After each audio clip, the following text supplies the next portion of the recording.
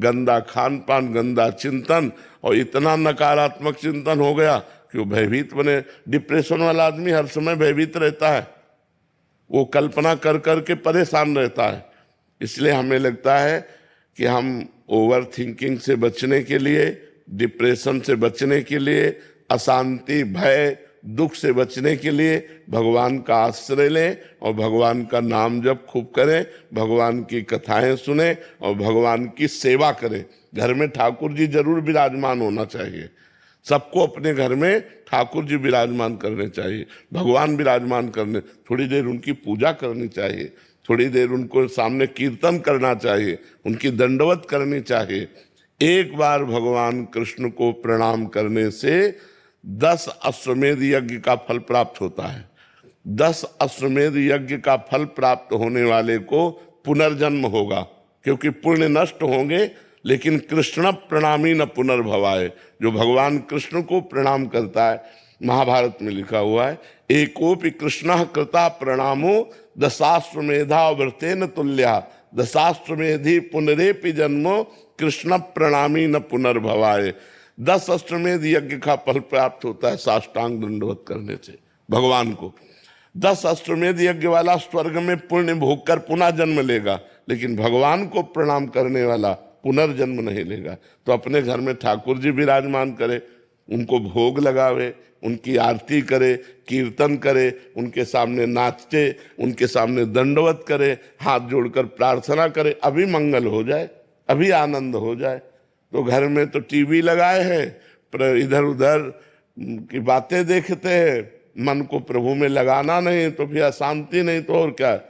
अब जिसको देखो मोबाइल में लगा रहता है, जिसको देखो मोबाइल में लगा रहता है। 1 मिनट भी मोबाइल से अलग रहना पसंद नहीं है, कि शांति से बैठकर भगवान का चिंतन कर रहे हैं, शास्त्रों का स्वाध्याय कर रहे हैं, ठाकुर जी की सेवा कर रहे हैं।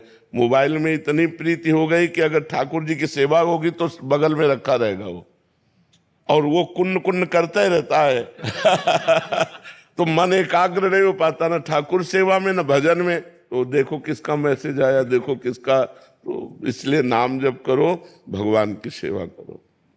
जयदीप सिंह जी सूरत से। राधे राधे। राधे राधे महाराज जी। महाराज जी, आपके चरणों में कोटि कोटि दंडवत प्रणाम। महाराज जी, श्री जी की कृपा से गुरुदेव आपको सुनने के बाद जीवन में बहुत परिवर्तन आया।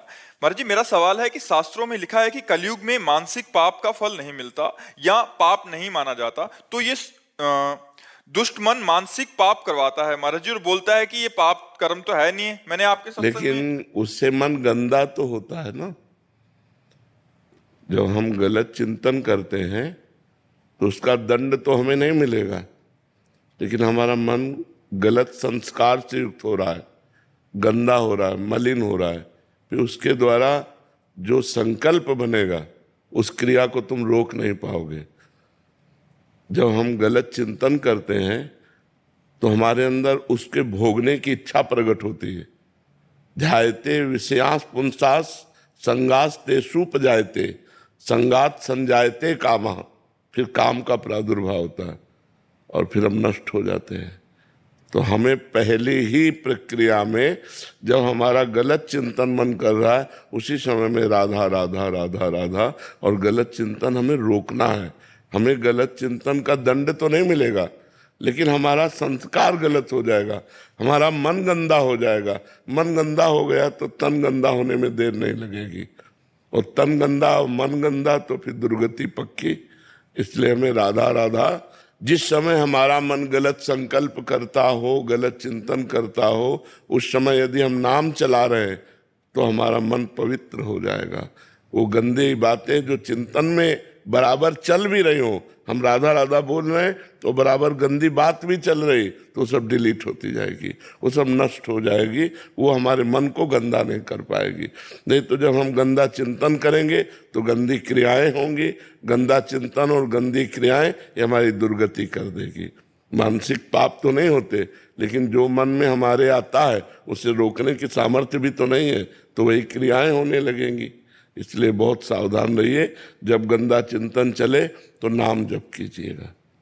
मितुल जी गुजरात से। श्री हरिवंश। श्री हरिवंश महाराज जी। महाराज जी, हमने अक्सर सुनते हैं कि सच्चा वैराग्य मन को सभी प्रकार के बंधनों से मुक्त करता है, पर क्या ये संभव है कि कभी-कभी किसी व्यक्ति में एक प्रकार का अकारण भय उत्पन्न हो जाए जो उसे वैराग्य की ओर प्रेरित करे, लेकिन वो वैराग्य प्रेम या समझ से ना होकर केवल संसार के प्रति एक नकारात्मक प्रतिक्रिया हो? यदि ऐसा है तो इस भय जनित वैराग्य की प्रेम जनित वैराग्य में कैसे परिवर्तित किया जाए ताकि हमारे केवल भय का परिणाम ना होकर भगवत प्रेम की स्वाभाविक अभिव्यक्ति बने? इसमें नवधा भक्ति सहायक होगी। किसका प्रश्न है? इसमें नवधा भक्ति सहायक होगी। भगवान के परम पावन चरित्रों का श्रवण कथन, भगवान का नाम कीर्तन, भगवान का नाम जप, भगवत भाव से सबको सुख पहुंचाना। देखो, किस बात से वैराग्य लेना है ये बात समझना है। गलत आचरण जो पाप है बस उससे हटना है। हमें पानी पीना है, हमें अन्न पाना है, हमें कपड़ा पहनना है, हमें समाज में रहना है, हमें समाज के व्यवहार से युक्त रहना है, जीना है। अच्छा, मान लो जैसे कह दो आपकी बैरागी होकर बाबा जी, तो हम तो बचपन से हैं, आना पड़ा ना समाज में। जाने के पहले यहाँ से भगवान ने कि तुम्हें जो कुछ प्राप्त हुआ समाज को दीजिए और फिर आइए। तो समाज का स्वरूप भगवान का स्वरूप है, ये सब भगवत स्वरूप है। अगर हम इनसे नकारात्मक भाव रखेंगे तो हमें भगवान की प्राप्ति नहीं होगी। मैं सेवक सचराचर रूप स्वामी भगवंत, मेरा आराध्य देव सब रूपों में विराजमान, मैं सेवक हूं, ऐसी भावना से यदि चला जाए तो वैराग्य अपने आप शुद्ध भगवत प्रेम प्रकट कर देगा। अब जैसे वैराग्य में व्यक्ति के प्रति घृणा, तो घृणा और नफरत अशांति पैदा करती है। तो वो सच्चा वैराग्य नहीं? नहीं नहीं, सच्चा वैराग्य है कि जैसे हम अपनी माँ के पास बैठते हैं तो हमें काम नहीं सताता। तो जननी सम जानहि पर नारी, धन पराय विषते विष भारी। संपूर्ण जगत की माताओं बहनों के प्रति पवित्र भाव हो, घृणा का भाव नहीं होना चाहिए। घृणा नफरत ये वैराग्य नहीं है। वैराग्य ये है कि हम उनके समीप रहते हुए भी गंदी वासना से युक्त न हो, और ये तभी हो सकता है जब हम भगवान का भजन करेंगे, पवित्र आहार पाएंगे, अच्छा संग करेंगे। कुसंग करेंगे, गंदा भोजन पाएंगे, गंदा चिंतन होगा, फिर गंदा व्यवहार हो जाएगा। इसलिए बहुत सावधान। जैसे लोग शराब पीते हैं तो अब उनकी बुद्धि भ्रष्ट हो जाती है, वो पवित्र संबंधों को भी दूषित कर रहे हैं। तो ये जो गंदे खाद्य हैं, गंदे पेय पदार्थ है और गंदा संग है, ये हमारी बुद्धि को भ्रष्ट करता है। और अच्छा सात्विक भोजन है, पवित्र प्रेय है, और हम साधु संग करें तो ये हमारी बुद्धि को शुद्ध करता है। और शुद्ध बुद्धि सही निर्णय करती है, अशुद्ध बुद्धि गलत निर्णय करती है। तो वैराग्य का मतलब घृणा करना नहीं है।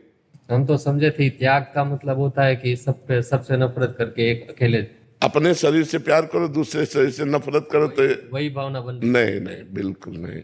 वैराग्य तो इससे लेना है, इससे हो गया तो सबसे वैराग्य हो गया। गंदगी का घर तो अपना शरीर है। तो अपने खुद का शरीर का भाव कैसे छूटेगा? नाम जप करो, भगवान की आराधना करो, तो देहाभिमान नष्ट हो जाएगा। हर स्थिति में आनंद बना रहेगा। अब जैसे हमारा शरीर है, ये हमारे लिए एक कपड़ा है, मैं नहीं हूं। तो शरीर का राग तभी मिटेगा जब डट के भजन करोगे, पवित्र भोजन करोगे, पवित्र संग करोगे, तभी होगा। नहीं तो अपवित्र भाव में शरीर राग पुष्ट होता है। देखो कितना शरीर राग लोगों का पुष्ट है कि अपने शरीर के पोषण के लिए दूसरे शरीरों को खा रहे हैं। मुर्गा, बकरा, गाय, भैंस, कुछ नहीं बच रहा, सब खाए जा रहे हैं। किस लिए? शरीर के लिए ही तो, शरीर राग के लिए। यदि शरीर राग नष्ट हो जाए तो सच्चा वैराग्य है। दूसरों से वैराग्य करना तो सरल है, लेकिन अपने शरीर से वैराग्य करना सही वैराग्य है। फिर मन सहज अपनी प्रेम प्रीति में लग जाता। हाँ, भगवान का भजन, खूब नाम जप करो, भगवत आराधना करो, बस पवित्र भोजन होना चाहिए। जैसा जाए अन्न वैसा बने मन, और जैसा पियो पानी वैसी बने वाणी। हाँ देखो ना, शराब पीते तो वाणी बदल जाती है कि नहीं बदल जाती है? तो इसलिए खान पान सही रखो। एकता दीवान जी। राधे राधे महाराज जी। महाराज जी, मनुष्य को प्रशंसा या निंदा में कैसा स्वभाव रखना चाहिए? सम मान निरादर आदर ही। मान में और अपमान में और प्रशंसा में और निंदा में समान भाव जो रखता है वही महान उन्नति को प्राप्त होता है। प्रशंसा में जो फूल जाता है और निंदा में जो दुखी हो जाता है वो साधारण मनुष्य है। जो प्रसन्नता निंदा में भी और सम्मान प्रशंसा में भी, एक प्रसन्नता भगवान की दिखता है। भगवान की इच्छा है प्रशंसा हो रही, भगवान की इच्छा है निंदा हो रही। जब निंदा हो तब ये देख लेना चाहिए कि जो निंदा हो रही है वो दोष हम में तो नहीं है, तो हमें पहले चेक करना है अपने को। अब अगर उत्तर आया अंदर से नहीं तो हमें प्रसन्न रहना चाहिए, वो उसका स्वभाव है। भगवत प्रेरित निंदा कर रहा है, अब हमारी कोई प्रशंसा कर रहा है तो हमें देखना चाहिए कि हम में कोई सद्गुण नहीं था। अगर कोई सद्गुण है वो भगवान का दिया हुआ है, तो ये प्रशंसा भगवान की हो रही है, मेरी नहीं। प्रशंसा स्वीकार करने से अभिमान पुष्ट होता है, इसलिए प्रशंसा स्वीकार न करे, और निंदा होने से अभिमान नष्ट होता है। इसलिए निंदा को माने कि भगवान से प्रेरित होकर हमारे अभिमान का नाश करने के लिए भगवान निंदा करा रहे हैं। शांत भाव से संतों ने तो कहा, निंदक नियरे राखिए आंगन कुटी छवाए, बिना साबुन बिना पानी निर्मल करे शोभाए। अगर कोई निंदा हमारा कर रहा है तो हमारे पापों को नष्ट कर रहा है, हमारे दुखों को नष्ट कर रहा है। इसलिए पहली बात तो समान भाव रखे, और दूसरी बात है प्रशंसा भगवान की, और निंदा अपने अभिमान को नष्ट करने के लिए स्वीकार करे, तो बहुत अच्छा लाभ प्राप्त होता है, और भगवान की कृपा से वो अच्छा आध्यात्मिक आदमी बन जाता है। अमित जी, गुरुग्राम से। महाराज जी, क्या मुक्ति हेतु ये अधिक उपयुक्त है कि इंसान अपने पुराने कर्मों का पूर्ण रूप से फल इसी जन्म में ज्यादा से ज्यादा भोग ले? देखो, ज्यादा से ज्यादा और कम से कम भोग ही नहीं सकता, क्योंकि शरीर बनने के समय एक निर्णय लिख गया, उतना ही भोगना है, चाहे सुख हो चाहे दुख हो। अब जो हमारा संचित गोदाम जमा है कर्मों का, जिसे संचित कर्म कहते हैं, वो तपस्या के द्वारा ज्ञान के द्वारा भस्म किया जाता है। वो साधारण तपस्या से भस्म नहीं होता। जब निरंतर भगवान का भजन करे, ब्रह्मचर्य से रहे, पवित्र आचरण, तो वो गोदाम भस्म होगा। और जो नए कर्म हम कर रहे हैं वो भगवान को अर्पित करें, पवित्र कर्म, तो ये हमको बांधेंगे नहीं। और जो प्रारब्ध शरीर रचना हो गई उसे भोग लेते वो मुक्त हो गया। संचित को भस्म करके, क्रियमाण को निष्फल करके, प्रारब्ध को जो भोग लेता है वो मुक्त पुरुष हो जाता है। समझ रहे हो आप? दीप चंचल जी। राधे राधे महाराज जी। महाराज जी, एक भक्त कैसे समझे कि कहाँ भगवान की इच्छा और कहाँ उसका कर्तव्य, दोनों में संतुलन कैसे बनाए? तस्मात् शास्त्रम प्रमाणम ते कार्या कार्यो व्यवस्थित हो। यदि शास्त्र सम्मत इच्छा है तो भगवत प्रेरित है, यदि शास्त्र विरुद्ध है तो काम प्रेरित है। अर्जुन जी ने भगवान से पूछा कि ना चाहते हुए भी ऐसा लगता है कोई हमारे ऊपर बैठकर हमसे पाप कर्म करा देता है। तो भगवान ने कहा, कामेश क्रोधेश रजोगुण समुद्भवा। ये रजोगुण से प्रकट हुआ काम और क्रोध, यही हिंसा और पाप करवाता है। तो काम प्रेरणा से धर्म विरुद्ध आचरण की प्रेरणा होगी, और राम प्रेरणा से धर्म युक्त आचरण की प्रेरणा होगी। ये पहचान है। अगर धर्म के विरुद्ध कोई बात है तो काम अंदर बैठा हुआ काम रूपी शत्रु वो हमसे पाप कराना चाहता है, और धर्म युक्त है तो भगवान से प्रेरित है। ये बात देखना चाहिए। अब जैसे दूसरी माई बहन की तरफ गंदी दृष्टि, गंदी क्रिया, गंदी भावना, ये सब काम के अंतर्गत है। काम कामना वासना ये पाप कर्म करा रही है। इसे हम नहीं कह सकते कि भगवान के द्वारा प्रेरित है। अब दूसरों का उपकार करना, खूब नाम जप करना, ये अच्छे अच्छे आचरण होना, ये भगवान की प्रेरणा से होते हैं। ये बात समझना है। लक्षिता खंडेलवाल जी। राधे राधे महाराज। राधे राधे महाराज जी। महाराज जी, क्या एक भक्त का बहुत भक्ति में लीन होना उसकी पढ़ाई में रुकावट हो सकता है? कभी कभी पढ़ाई ऐसा हो ही नहीं सकता कि एक विद्यार्थी बहुत भक्ति में लीन हो जाए उसकी पढ़ाई रुक जाए, ऐसा नहीं है। क्योंकि पढ़ाई भी तो भक्ति है। जैसे एक किसान आदमी भक्ति करता है तो खेती छोड़ थोड़ी देता है, व्यापारी भक्ति करता है तो व्यापार थोड़ी छोड़ देता है। अम्बरीश जी चक्रवर्ती सम्राट थे तो राज्य छोड़ के बाबा जी थोड़ी बन गए, राजा ही तो थे। जनक जी परम ज्ञानी महात्मा है तो राजा ही तो थे। तो अपने कर्तव्य का पालन करना ही तो भक्ति है। तो एक विद्यार्थी के जीवन का विद्या अध्ययन करना ये भक्ति है। नाम जप करे और समय से विद्या अध्ययन करे, विद्या का अपना कार्य पूरा करे, यही तो भक्ति है। भक्ति का मतलब थोड़ी है कि हम माला लेके बैठ गए सब छोड़ दिया, नहीं, ये बात नहीं। भक्ति को समझना होगा। एक व्यापारी का व्यापार भक्ति है, एक डॉक्टर का मरीज भक्ति है। जितने मरीज आए उनको भगवान की भावना से सेवा करो। अपने अपने पद, अपने अपने कर्तव्य रूपी पूजा से भगवान को रिझाओ और नाम जप करो, कोई परेशानी नहीं।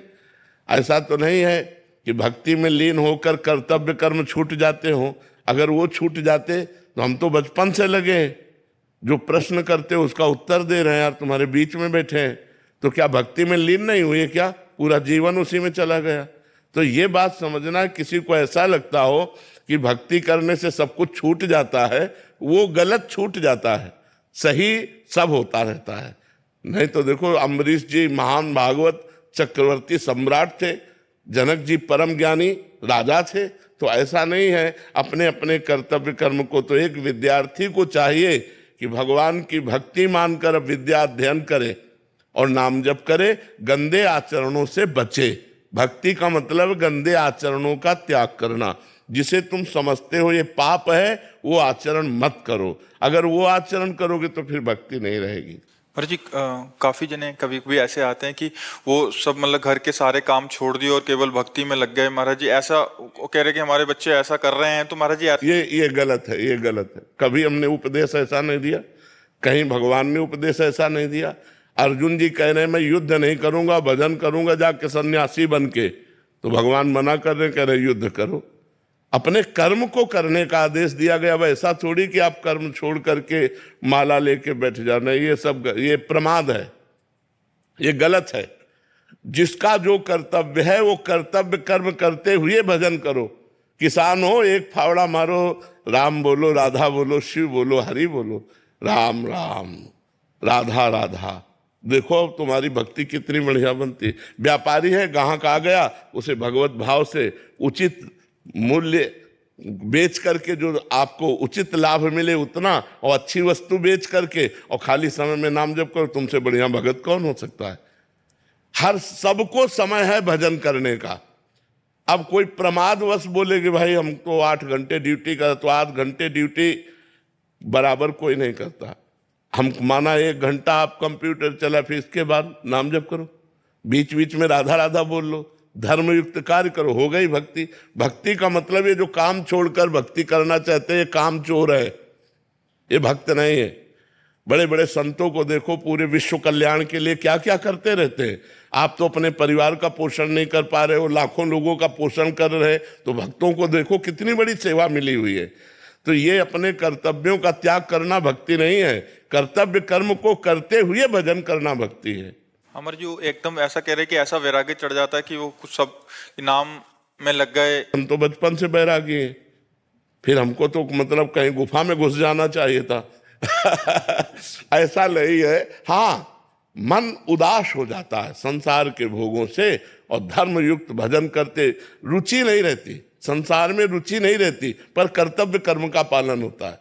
अब जैसे हमसे रुचि पूछी जाए कि आपकी रुचि क्या है, तो हम यही कहेंगे कि हमसे 24 घंटे में कोई ना मिले, ये मेरी रुचि है। लेकिन मुझे जो कर्तव्य कर्म मिला है, तो देखो बीमार है लेकिन हम समय दे रहे हैं, कि हमारा ये समय एकांतिक का है, हम ये समय पूरा करके ही जाएंगे। एकांतिक पूरा होते ही डायलिसिस में जाएंगे, पर हम एकांतिक करके जाएंगे।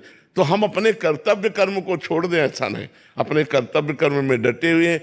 हाँ, वैसी परिस्थिति आ जाए कि आवाज़ नहीं निकल रही, बैठे ही नहीं जा रहा, तो बात अलग है जी। पूजा वर्मा जी दुबई से। राधे राधे महाराज जी। महाराज जी, आज के समय में नाम जप को और कैसे बढ़ा सकते हैं महाराज जी? क्या केवल नाम जप से श्री राधा रानी की प्राप्ति हो सकती है? पक्का केवल नाम जप से हो सकती है। नाम से बढ़कर कोई तपस्या नहीं, नाम से बढ़कर कोई ज्ञान नहीं। यज्ञानाम जप यज्ञोष्मी, भगवान कह रहे हैं यज्ञों में सर्वश्रेष्ठ यज्ञ कौन है? जप यज्ञ। राधा राधा राधा, कृष्ण कृष्ण कृष्ण, राम राम राम। भगवान कलयुग केवल नाम आधारा, सुमिर सुमिर नर उतरहि पारा। हरेर नामयु हरेर नामयु हरेर नामयु केवलम कलौ नास्तेव नास्तेव नास्तेव गति अन्यथा। कलयुग में भगवत प्राप्ति का और कोई उपाय सहज नहीं है जितना नाम है, नाम है, नाम है। खूब नाम जप करो, इसी से भगवत प्राप्ति होगी। पर नाम जप का सहज अभ्यास डालने के लिए जिह्वा से हमें नाम जप करना पड़ेगा, मन से नहीं। मन तो पवित्र होगा तब पकड़ेगा नाम का जप, लेकिन जिह्वा से हम ले सकते हैं। जैसे अब ओठ बंद है, लेकिन अंदर अंदर हम जिह्वा चलाकर नाम जप कर रहे हैं। अब जैसे जिसका मन पवित्र है और मन से भजन हो रहा है, कोई बाहरी लक्षण नहीं, अंदर ही अंदर चल रहा है। पर वो आप लोगों 2-4 बार तो चलाओगे, फिर वो भाग जाएगा संसार में। तो अपने को चाहिए कि जिह्वा के अग्रभाग से हम नाम का उच्चारण करते हुए, उपांशु जप इसे कहते हैं, ऐसे जिह्वा से उच्चारण करते रहे तो मन अगर भाग भी गया तो नाम चल रहा है। धीरे धीरे धीरे फिर मानसिक नाम जप होने लगता है। जब मानसिक जप होता है तब विशेष आनंद की अनुभूति होती है। मनीष जी जोधपुर से। श्री हरिवंश महाराज। श्री हरिवंश महाराज जी।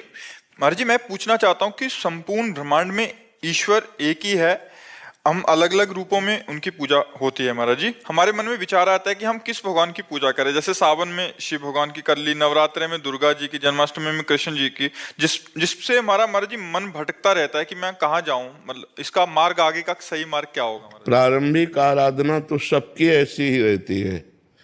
कभी हनुमान चालीसा पढ़ ली, कभी शिव चालीसा पढ़ ली, कभी रामायण पढ़ लिया, कभी भागवत पढ़ लिया, कभी रुद्राभिषेक शिव अभिषेक कर लिया, कभी देवी की पूजा। प्रारंभिक सबकी आराधना यही रहती है। आगे चलकर जो भक्ति रंग लाती है तो फिर प्रेम प्रकट होता है। और प्रेम गलियति सांकरी तामे दो न समाये, फिर प्रेम में एक से प्रेम होता है, प्रेम एक से होता है। फिर वो राम कृष्ण हरि जो नाम रूप पकड़ ले, फिर उसी में प्रेम कर ले। एक से प्रेम होता है। आराधना अनेक से प्रारंभ होती है और स्थिति एक में आती है, फिर बात तभी बनती है। अब जैसे रामकृष्ण परमहंस जी केवल काली माँ में आसक्त थे, केवल माँ माँ माँ, तो वही परमात्मा माँ बना है, वही परमात्मा पिता बना है, वही राम है, वही कृष्ण है, वही हरि है, वही दुर्गा है, वही राधा है, वही सब कुछ बना हुआ है। तो प्रारंभिक आराधना जैसे आप कर रहे हैं ऐसी ही सब लोग करते हैं। आगे चलकर जब आराधना का रंग आता है तब फिर वो एक हो जाता है, फिर एक परमात्मा में प्रेम हो जाता है। तो अभी जब तक प्रेम का प्रादुर्भाव न हो तब तक सबको ऐसी आराधना करनी चाहिए। गणेश चतुर्थी को गणेश जी की पूजा, नौ दुर्गों में देवी जी की पूजा, तो जो जैसे अपने सनातन धर्म में आ रहा है होता हुआ सबको ही ऐसा करता है, करना चाहिए। लेकिन जब उपासना का रंग चढ़ता है फिर वहाँ रसना कटो जो अन रटो, निरख अन फुटो नयन, श्रवण फुटो जो अन सुनो, श्री राधा जस बहन। वो केवल अपने प्रेम में उन्मत्त रहता है। उसमें जित देखूं तित श्याममयी है। उद्धव जी ज्ञान समझाने गए गोपिकाओं को, गोपिकाओं ने कहा ये ब्रह्म ज्ञान अपने पास रखो, हमारा ब्रह्म हमारे नेत्रों में समाया हुआ है, हमारे हृदय में समाया हुआ है, कण कण में जित देखूं तित श्याममयी है।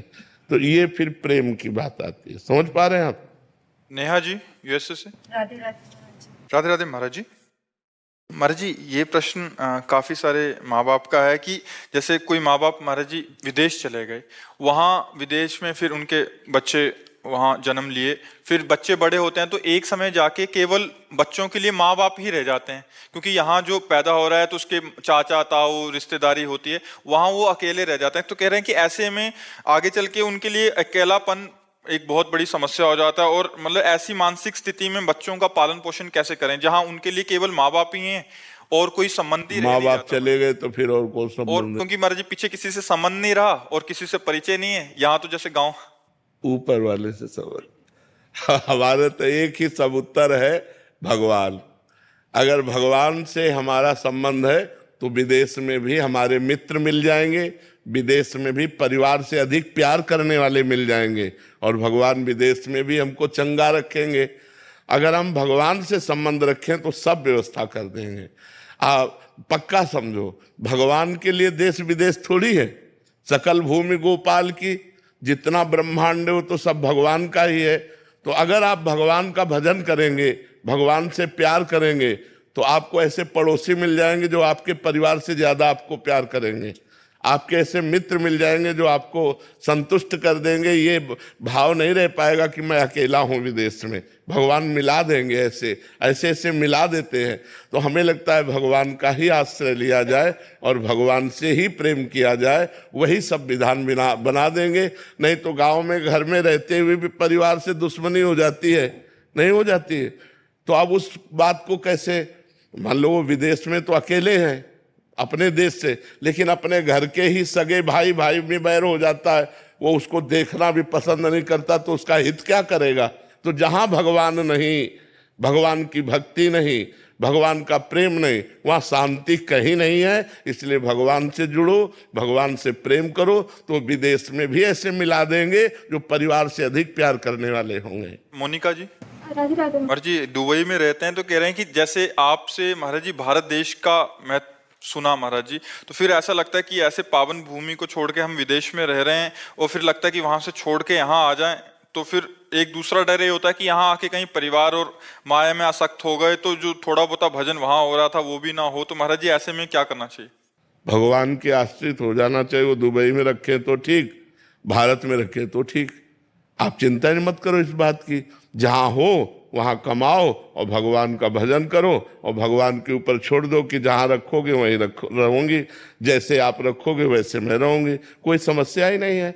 हमें चिंता नहीं करनी कि वो हमें भारत में रखें या विदेश में रखें। अगर वो हमें विदेश में रखकर भजन करा रहे हैं तो जय हो आपकी, अगर वो अपने देश में ला रहे हैं तो जय हो आपकी। वो आजकल मोबाइल का जमाना है, घर बैठे सत्संग सुन सकते हो। जो वृंदावन में यहाँ हो रहा है वो पूरे विश्व में कहीं किसी कोने में बैठकर आप सुन सकते हो। तो सत्संग सुनो, नाम जप करो, जहां हो आनंद से रहो, और ये बात भगवान के ऊपर छोड़ दो कि जिसमें हमारा मंगल हो वहां आप रखना, वैसे ही हमें रखना। महाराज जी सन्यासी माता जी का प्रश्न है। महाराज जी आप कह रहे हैं कि आप 1-2 साल पहले आए थे तो हाँ, हमें याद है, याद। तो महाराज जी इनका राधा नाम की और आपके सत्संग से बहुत प्रभावित होकर आपने बोला था राधा नाम जप करो, 84 जी का पाठ करो। महाराज जी पर ये कह रहे हैं कि मैं अपने आप को अभी सन्यासी मानूं या वैष्णव मानूं महाराज जी, क्योंकि मैं तो पूरा राधा नाम। देखो, सन्यासी और वैष्णव शरीर है, हम सब भगवान के हैं, भगवान के अंश हैं। और पूर्णमदा पूर्णमिदम पूर्णात् पूर्णमुदच्यते पूर्णस्य पूर्णमादाय पूर्णमेवावशिष्यते। उस परमात्मा का पूर्ण अंश जो होता है वो परमात्मा स्वरूप ही होता है। तो ये ना तुम स्त्री हो और ना तुम सन्यासी हो। जो वैष्णव लोग को तिलक और देखो, ये सब बाहरी आचार हैं, बाहरी आचरण हैं। आप कंठी नहीं बांधे, आप तिलक नहीं लगाए, लेकिन डट के भजन करते हो तो भगवान की प्राप्ति होगी। कंठी बांधे हैं, तिलक लगाए हैं और गलत आचरण भी करते तो नरक जाएंगे। तो ये जो हमारा वेश है ये आचार्य परंपरा से है। किसी का सन्यास का वेश है, किसी का वैष्णव का वेश है, लेकिन हम चलते उसी परमात्मा की तरफ है। परमात्मा 100-200 तो नहीं है ना, परमात्मा तो एक ही है। जहां हम रति कर लें, नारायण स्वामी सन्यासी थे और भगवान श्री कृष्ण के परम प्रेमी थे। कोई ऐसा नहीं है जो बिना प्रेम के कल्याण को प्राप्त हो जाए। चाहे आत्म प्रेम हो, चाहे कृष्ण प्रेम हो, चाहे राम प्रेम हो, चाहे शिव प्रेम हो, जब तक प्रेम नहीं होगा तब तक मुक्त नहीं हो सकता। भगवान से प्रेम होना अत्यंत आवश्यक है। प्रेम होता है नाम से, प्रेम मूल यह नाम है। अब जैसे सन्यास में प्रणव जपना होता है, वो भी तो भगवान का नाम है। तो अगर हम वृंदावन प्रेम प्राप्त करना चाहते तो हमें राधा राधा जपना पड़ेगा। अच्छा, हमें ये बताओ, दवाई खाने में ऐसा कुछ नियम है क्या कि सन्यासी को अलग दिया जाएगा, वैष्णव को अलग दिया जाएगा, गृहस्थ को अलग दिया जाएगा? दवाई तो हम लेते हैं ना, तो हम इसे दवाई माने कि भवरोग की अचूक औषधि और प्रभु से प्रेम कराने के सामर्थ्य ये राधा नाम में विराजमान है। तो हम औषधि के रूप में जासु नाम भव भेषज हरन घोर त्रैशूल, जिनका नाम भव रूपी रोग की औषधि है और तीनों तापों का नाश करने वाला है, वो प्रभु का नाम है। राधा कहो, कृष्ण कहो, राम कहो, हरि कहो, वही एक ही परमात्मा के नाम है। इसलिए महाराज जी, आपका एक वो है कि आपका अंतिम एक और चिंता है कि अंतिम संस्कार वैष्णव पद्धति से होना चाहिए, संन्यास पद्धति से होना चाहिए? जो हंस था वो तो परम हंस में मिल गया। जो हंस था वो परम हंस में मिल गया। पिंजड़े का बच्चा है, जो कुछ करो, पिंजड़ा ही तो है ना ये, हंस तो इसका उड़ गया। तो जब हम परमात्मा को प्राप्त हो गए तो हम हमारे शरीर को चाहे गाड़ दो, चाहे फूंक दो, चाहे जो कुछ करो, उससे कोई मतलब नहीं होता। तो ये शरीर न सन्यासी है और न ये वैष्णव है, मन है सन्यासी और मन है वैष्णव, और मन परमात्मा में मिल गया तो अब शरीर की जो गति हो सो। मान लो जिन ऐसे जो परमहंस हुए, जिनके न शिष्य है न जिनको कोई जानता है, और उनका शरीर छूटा तो उनका दाह संस्कार कौन करेगा? उनका जल समाधि कौन देगा? जहां शरीर छूटा वहीं पड़ा है, चाहे कुत्ते खा गए या तो पशु पक्षी नोच के खा गए या पड़ा पड़े सड़ गया, शरीर का क्या लेना? आप संन्यास धर्म के अनुसार ही शरीर का संस्कार करवाओ, मन प्रेम में जाने दो और तन संसार के लीला में जाने दो, ठीक है? महाराज जी, नाम जप आप बताते हैं जब नाम जप करो, तो नाम जप इंसान क्यों नहीं करता? क्योंकि सारे संत भगवान, सारे उपदेश, सब हर कोई कह रहा नाम जप, तो ये इंसानी बुद्धि को क्यों नहीं समझ आ रहा है? पापवंत कर सहज स्वभाव, मोर भजन ते भाव न काऊ। जो पै दुष्ट हृदय सोई होई, मोरे सन्मुख आव की सोई। निर्मल मन जन सो मोहि पावा, मोहि कपट छल छिद्र। अब यहाँ बिना कपट के चल ही रही है, कपट छल दोष नाना प्रकार के पापाचरण, तो भगवान में कैसे मन लगे? यदि हम जबरदस्ती नाम जप करें तो हम निष्पाप हो जाएं, फिर हमारा मन आनंदित होकर भगवान में लग जाए। सबसे कठिन काम संसार में भगवान का भजन करना है, नाम जप करना है। यदि भगवान का नाम जप होने लगे तो आनंद आ जाए भाई, पाप नष्ट हो जाए, दुख नष्ट हो गए। पाप का फल ही तो दुख है, पाप नष्ट हुए कि दुख नष्ट हुए, जीव परमानंद में डूब गया। नाम में बाबा जी ताकत तो बहुत है, क्योंकि मैं पढ़ता था, मेरे साथ एक मित्र थे, वो पहले मित्र नहीं थे, वो मेरे को देख के उन्होंने कहा तुम प्रसन्न बड़े रहते हो। मैं कहा हाँ बस कृपा है। मैंने ये नहीं बताया क्योंकि वो पहले मुझे पता था कि सिगरेट दारू सब पीते, तो उन्होंने मेरे से एक दिन खुल के बताया ऐसे ऐसे मेरे घर में थोड़ा ठीक नहीं रहा था, मेरा कभी कभार मन करता मैं प्राण त्याग दूं। मैं कहा फिर मैं कहा यार ऐसे क्यों कह रहे हो आप? मैंने आपको बताया, मैं कहा ऐसे ऐसे हमारे महाराज जी हैं, आप 20 दिन सुनो लगातार और खाली नाम जप करना है 24 मिनट, जैसे आपने बताया एकांतिक सुनता, मैंने बताया। भगवान के नाम में इतनी सामर्थ्य है कि वो भगवान को भी अधीन कर लेता है। भगवान देखो, सुमिर पवन सुत पावन नामू अपने बस करी राखे। भगवान जिसके अधीन हो गए, सोचो नाम में इतनी सामर्थ्य है कि नाम ही को अधीन कर लिया। पर हम इतना अपनी भावना से बताते हैं कि जैसे हमारे पाप 500 ग्राम है और नाम अभी 50 ग्राम हुआ है, तो प्रभाव नहीं समझ में आएगा। जब 550 नाम पहुंचे तब चमत्कार समझ में आएगा। तो लोगों के पाप तो हैं 1 किलो, और नाम है 2 ग्राम। और वो चाहते हैं कि मतलब तो अभी मेहनत करनी पड़ेगी। सातु दीर्घकाल निरंतर सत्कार सेवितो दृढ़ भूमि, पातंजल जी कह रहे सा तू दीर्घकाल, वह जो नाम है वो दीर्घकाल निरंतर आदर के साथ जपा जाए तो दृढ़ भूमि, फिर पक्का हो जाएगा। खूब नाम जप करने का अभ्यास करे। इसीलिए यज्ञ वर्तते नाम तुभ्यम, मन साग्रे नहीं कहा, जिह्वाग्य, क्योंकि मन से जप करना बहुत कठिन है, तो जीभ से जप करो राधा राधा राधा राधा राधा राधा राधा। जाने अनजाने में किसी को मारना गलत है, जाने अनजाने में नहीं, यहाँ ध्यान देना है, अनजाने में और जाने में बड़ा अंतर है। तो फिर जब पूजा कक्ष में जब घर लिपते हैं तो चींटी कीड़े वगैरह रहते हैं, तो उसको जब लिपता हूँ तो वो उसमें देखो, उसमें अपने लोग भी सेवा करते हैं। हम पहले फूल झाड़ू से झाड़ते हैं, फिर पोछा लगाते समय बहुत ध्यान देते हैं कि कोई जीव हमारे पोछा में दब ना जाए। अगर कोई चींटी आ गई तो हम पोछा रोक कर पहले चींटी को हटाते हैं, फूंक दिए, दूर कर दिए, ऐसे। अब स्वाभाविक जो हो गई तो हम सेवा कर रहे हैं, मालूम हम फूल झाड़ू से ही करें, कोई चींटी मर गई, स्वाभाविक जो हो जाता है वो सेवा धर्म में, उसमें पाप नहीं लगता। स्वाभाविक सेवा धर्म में पाप नहीं लगता। जानबूझकर हम किसी को नहीं मारेंगे। चींटियां जो चलती हैं रोड पे एक लाइन पे चलती है और फिर गाड़ी जाना पड़ता है। हाँ, इसलिए तो हाँ अब गाड़ी हाथ में थोड़ी उठा। और पानी ठहरा हुआ रहता है जिसमें वो छोटे छोटे कीड़े रहते हैं, जानते हैं कि अब वहीं। हाँ नहीं, ये कुछ ऐसी बातें हैं जो स्वाभाविक होते हैं, ये सब चीज सुरक्षा के लिए। तो कुछ जीवाणु अपने आप मर जाते हैं। तो अब ये फिर देखो, सृष्टि का पालन और सृष्टि का रचना और सृष्टि का संहार तीनों समान लिखे हुए हैं। तो हम मारना नहीं चाहते, हम अपनी सुरक्षा करना चाहते हैं। अब वो सुरक्षा में पधार रहे हैं तो जाओ, तुम्हारी गति हो, तुम्हें भगवान कृपा करें। हम मारना नहीं चाहते। तो कुछ ऐसी क्रियाएं हैं जिनमें स्वाभाविक पाप बन जाते हैं। जैसे कि किसान आदमी है, अब फावड़ा मारा केचुआ कट गए, खुरपी मारी केचुआ कट, तो वो ये सब लीला संहार की होनी ही है।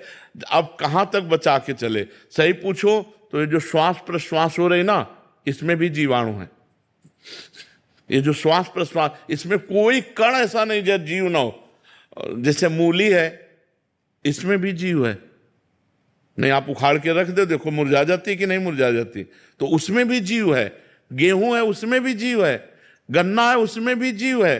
तो जीव बिना जीवे नहीं। तो जिसको शास्त्र ने कह दिया कि ये तुम आहार करो, वो हमारे लिए ठीक हो गया, और जिसको निषेध कह दिया वो नहीं। जैसे हमारे लिए अन्न फल फूल ये सब जीव ही हैं, सब जीव हैं। जीव बिना जीवे नहीं। हमारे लिए शास्त्र ने जो निर्धारित कर दिया कि ये आपका आहार है, वो जैसे सिंह है, वो गाय को जबरदस्ती बलात् मार करके खाता है, उसके लिए कोई अपराध नहीं, क्योंकि उसका आहार निश्चित है। वो बलपूर्वक हिंसक स्वभाव वाला, वो जिस पशु को चाहे मार कर खा ले, उसके ऊपर कोई पाप नहीं लगेगा। लेकिन अपने लिए बहुत बड़ा अपराध लग जाएगा। तो अपने लिए जैसे मूली उठाए, उखाड़ी और खाया, कोई अपराध नहीं। ऐसे हिंसक जीवों के लिए अपने अनुसार वो जैसे मृग आदि को मार के खाते हैं, पशुओं को मार के खाते हैं, उनके लिए कोई अपराध नहीं। जीव बिना जीवे नहीं, बिना जीव के जीव आहार किए जी नहीं सकता है। ये जो अन्नादि है ना, ये सब जीव हैं। इनके बिना जीवन के, आप देखो एक गेहूं का पेड़ उखाड़ के रख दो, देखो मुरझा जाएगा, और लगा है तो हरा भरा है, मतलब उसमें भी चेतना है। तो इसलिए हमें बहुत गंभीर रहना, जानबूझकर किसी जीव को मारना नहीं, लेकिन अपनी सफाई के लिए, अपनी सुरक्षा के लिए ऐसा कुछ करने पर अगर ऐसा होता है तो भगवान जाने, अपने कोई जीव को मारने का उपाय नहीं करते। स्वाभाविक गाड़ी जा रही है, बात सही है, वो चींटियां लाइन की लाइन है। अब वो 4 पहिया की गाड़ी क्या करे, हाथ में थोड़ी उठा दे। साइकिल है तो उठा के कोशिश भी करे कि निकाल ले, और कोशिश क्या करे, 7-7 लाइनें होती है, 1 लाइन 2 लाइन 3 लाइन 4 लाइन, अब कैसे करे? वो तो मतलब हो ही जाता है। तो ये विनाश लीला भी भगवान की, रचना लीला भी भगवान की, और पालन लीला भी भगवान की। यामिनी शर्मा जी। राधे राधे महाराज जी। राधे राधे महाराज जी। महाराज जी, मेरा प्रश्न है कि दुख का सामना कैसे करें एक अशांत दुनिया में सच्ची आंतरिक शांति? नाम जप से, नाम जप से, नाम जप से। जितना नाम जप करोगे, भारी से भारी दुख में आनंदित रहोगे। अगर हम तुमसे बात कर पा रहे हैं तो भगवान के नाम के बल से, अगर हम बैठे हैं तो भगवान के नाम के बल से। बड़ी से बड़ी दुख की परिस्थिति में भी यदि हमें कोई बचा सकता है तो भगवान, और भगवान का नाम। तो हम खूब नाम जप करें, इसमें ना तो पैसा लगता है और ना पवित्र पवित्र की बात है, और ना इसमें यह है कि भाई गुरु मंत्र लिए बिना हम जप नहीं सकते, ये भी नहीं है। भगवान का नाम तो कोई भी कभी भी कहीं भी कैसा भी हो। अहोबत स्वपचतो गरियान यद जिह्वाग्रे वर्तते नाम तुभ्यम, जिसकी जिह्वा के अग्रभाग पर भगवान का नाम विराजमान है वो चांडाल भी परम पवित्र और जगत श्रेष्ठ है।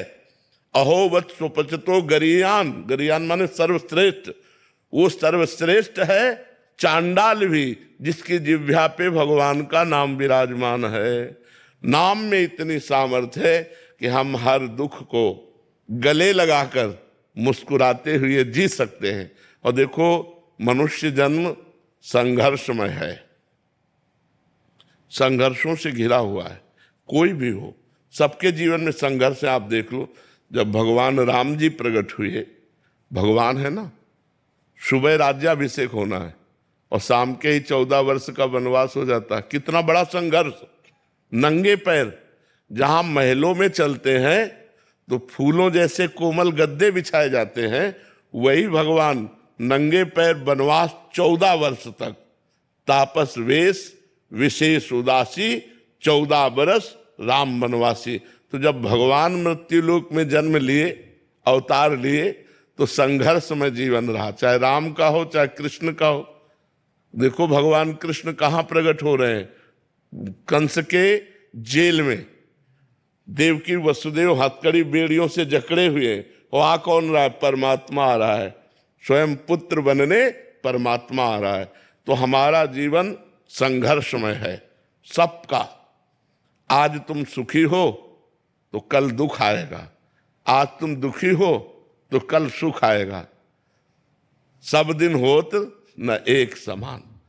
आज सुखी हो तो अभिमान मत करो, आज दुखी हो तो बहुत उदास मत हो। ये चक्र है, सुख दुख का चक्र चलता रहता है। पल की पल में क्या हो जाए पता नहीं तकदीर का। भाई अजब खेल रघुवीर का, भगवान का बड़ा अजब खेल है कि पल में तो अभी राज्याभिषेक होने के बाद हो रहे हो, अगर पल में 14 वर्ष का वनवास हो गया। पल की पल में क्या हो जाए कुछ पता नहीं तकदीर का, अजब खेल रघुवीर का। इसलिए हमको दुख में सामर्थ्यवान बनने के लिए भगवान का नाम जप करना चाहिए। नाम जप से बड़ी सामर्थ्य मिलती है। भगवान के नाम जप के बल से हर कष्ट मुस्कुरा कर सहा जा सकता है। तो सब समस्याओं का समाधान भगवान का भजन है, भगवान का चिंतन है, जो हम हर दुख से लड़ सकते हैं। महाराज जी, इसका मतलब समस्या तो केवल मन का एक मान्यता और उसका विचार ही बस है। बस मतलब कष्ट होना समस्या नहीं है, उससे चिंतित हो जाना या आगे क्या होगा, हाँ। वही है। अगर हमारा मन भगवान के चिंतन में, तो हम प्रसन्न हैं, हम सुखी हैं, हम बिल्कुल दुखी नहीं। और अगर भगवान के चिंतन में ना होता और ये चिंतन में होता तो अरे आग लग जाती, डिप्रेशन में पहुंच जाते। तो आनंदित होने के लिए भगवान का नाम, यही हम उदाहरण अपना इसलिए देते हैं कि प्रत्यक्षम किम प्रमाणम। जब प्रत्यक्षम तुम्हारे सामने बैठे तो और क्या प्रमाण दें। तो इसलिए भगवान का नाम जप करो, गंदे आचरण छोड़ो, पाप आचरण छोड़ो, तो आप आनंदित रहोगे, आप प्रसन्न रहोगे, आपका हृदय शीतल रहेगा। महाराज जी, इसमें एक अभी प्रसंग चल रहा है इसलिए कर रहा हूँ। महाराज जी, 1-2-3 दिन पहले कोई आए थे, वो अपने शारीरिक रोग के कारण इतने दुखी हो गए थे कि एक तो उनका शारीरिक रोग का कष्ट जो उनके शरीर में हो रहा है उसको सह नहीं पा रहे, और जो घर वाले आए थे वो कह रहे थे कि ये अभी मतलब शरीर नष्ट करने के लिए उद्यत हो गए थे कि मैं इतना झेल नहीं पाऊंगा, मेरे बच्चों को क्या होगा। इनका एक ये चिंता, पारिवारिक चिंता, दूसरी शारीरिक चिंता, तीसरा मतलब कितना उनको बोल रहे हैं तो उनको समझ ही नहीं आ रही महाराज जी बात। तो ऐसे में महाराज जी काफी सारे ऐसे बीमार जन हैं जो मतलब अपनी इसी बात से डिप्रेशन में हैं, पारिवारिक चिंताएं, शारीरिक कष्ट। महाराज जी, इसमें मतलब केवल नाम ही, भगवान के नाम से सब कुछ हो जाएगा। हमें भोजन भी नहीं मिलता था, कई दिन भोजन में नहीं। जिस आश्रम में हम रहने के लिए जाते, 10-5 दिन मान लो रख लिया, और जहां पता चलता किडनी फेल है, तो तुरंत निकाल दिए जाते हैं, क्योंकि कौन दवा करवाएगा। और आज आप देख रहे हैं भगवान सब अपने आप देते हैं। तो हम कह रहे हैं, मान लो आपके 2-4 बच्चे होंगे, घर है, परिवार है, अगर आप भगवान के आश्रित हो जाओ कि ऐसी व्यवस्था बना देंगे वो सब चलने लगेगा। पर भगवान के भरोसे हो जाए तो, भगवान का भरोसा ना हो तो फिर दुर्गति पक्की है। भगवान का भरोसा है तो सब कुछ चल रहा है। हम बता रहे हैं कि हमारे पास कोई पानी देने वाला नहीं था इसी वृंदावन में, और आज हमारे पास देखो कितने सब नौजवान भाई बाबा जी बने हुए, नौकरी छोड़े हुए सेवा में सब हैं। ये भगवान की कृपा है, भगवान ही तो प्यार कर रहे हैं। अगर नहीं तो भगवान ना चाहे ना तो अपना बेटा अपना पिता की सेवा नहीं करता। नहीं, जो पैदा किया हुआ बेटा है वो भी अब बूढ़े बाप की सेवा नहीं करता। यहाँ इतने बच्चे सब और घरों से आए हुए सेवा कर रहे हैं, ये भगवान की कृपा। तो हम यही सबको बताते हैं कि यदि नाम जप करोगे, भगवान के भरोसे रहोगे, तो न जाने कहाँ से वो व्यवस्था कर देंगे। वैसे भी कहावत है, जब मालिक देता है तो छप्पड़ फाड़ के देता है, ले देता। वो कहाँ से कैसे दे दे कुछ पता नहीं, वो बहुत कृपालु है। हम लोग अधम है, क्या हमारी प्रार्थना आपको लगती है कि आपको तकलीफ थोड़ा कम? असल बात क्या है कि जो विधिना ने लिख दिया, छठी राव के अंक, राई घटे न तिल बढ़े, रहुरे जीव निशंक। अब जैसे शरीर को कष्ट भोगना है तो अब भोगना है। आप लोग प्रार्थना करेंगे तो उस प्रार्थना का फल यही है कि ऐसे कष्ट में भी हम आपसे बात कर रहे हैं, ऐसे कष्ट में भी हम आप प्रवचन कर रहे हैं। ये आप सबकी प्रार्थना ही है कि मुझे वो बल देती है कि मैं बैठ करके भगवान की चर्चा कर पाता हूँ। बकाया कष्ट नष्ट नहीं हो सकता। अगर नष्ट किया जा सकता था तो माता कौशल्या विधवा नहीं होती। फिर विचार करके देख लेना, जिनके पुत्र भगवान राम, उनकी माँ को वैधव्य सेना दशरथ जी का। तो ये सब विधान है, जो विधान है वो होके रहता है, भोगना पड़ता है, ये सब भोगना पड़ता है।